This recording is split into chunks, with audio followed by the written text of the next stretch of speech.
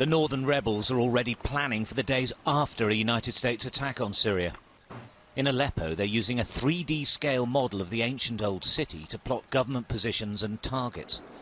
A remarkable overview of what is now a battlefield around the citadel, but they want to move on.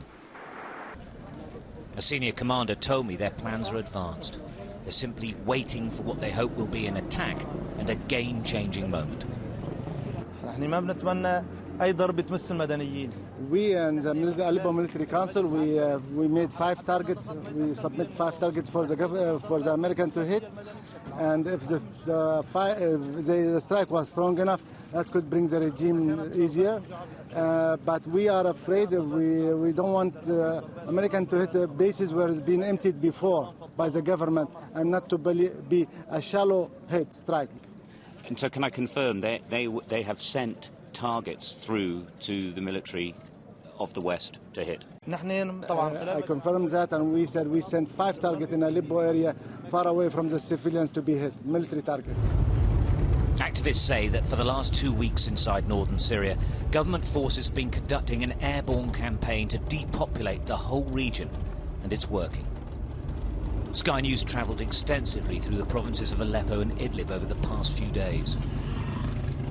Town after town, village after village that had been filled by tens of thousands who had returned are empty again. They've been cleansed. An old lady is the only person left here, and she's talking to herself, reliving the government attacks. She wasn't alone, but she is now. This is pure trauma. These homes were intact just a few days ago. Using huge bombs dropped from helicopters, the Syrian military is smashing whole communities street by street. They survived in this house. They didn't next door. This is what's left of a 2-story home. This man asks for a message to be sent to his sons, that he is the last survivor in the village, that he too is alone and needs to be rescued.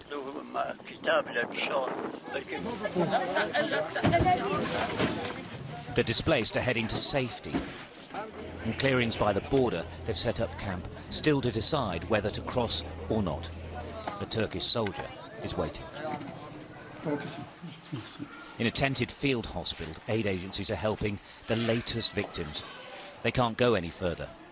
These are new casualties, and it's happening every day. When they get to Turkey, the refugees bring what they can, waiting to be distributed to camps where they know they will stay for months. They've tried to tough it out in northern Syria for the last 2.5 years. Now they've given up.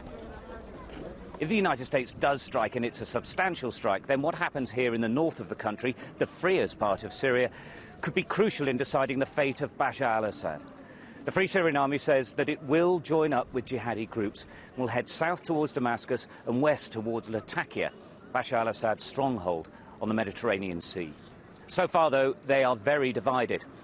Those strikes, if and when they happen, could unite them. Turkey wants action and has done for ages. In anticipation, the second largest army in NATO is mobilizing. Those tanks are right next to Syria, and that is a Syrian town. This is a region, rightly or wrongly, preparing for an escalation. Stuart Ramsey, Sky News, on the Syria-Turkey border.